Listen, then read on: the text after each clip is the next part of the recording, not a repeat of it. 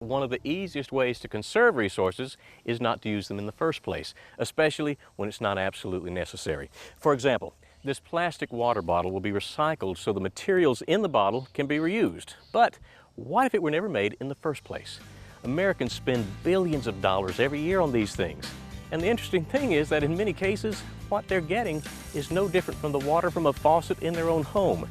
Read the labels on some bottled water and you're going to see that many come from a city's municipal water supply, in spite of the fact that there's a picture of a glacier or a mountain spring on the front. Now, if you're concerned about the taste or quality of the water in your home, well, invest in a good quality water filter. If you do the math, it makes much better economic sense than buying dozens of these, and you eliminate the need to manufacture, transport, and recycle the bottle.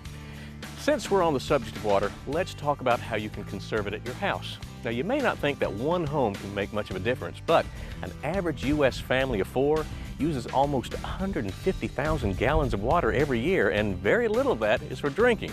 Start with your daily grooming habits. Change them. You can turn off the water while you brush your teeth or shave. You can take shorter showers.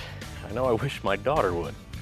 The next thing to look for is leaks that constantly waste water. That little drip from a leaky faucet can quickly add up to thousands of gallons of water if you don't correct it. A new washer only costs a few cents, takes just a few minutes to replace, so put that on your list for this weekend. And while you're at it, check the toilets for leaks.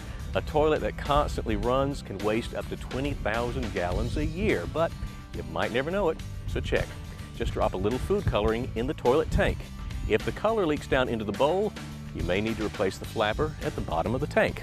If water's constantly running into the overflow tube, well, inside the tank, you just need to adjust that water inlet valve, which is either on top of the tower or right at the bottom of the tank.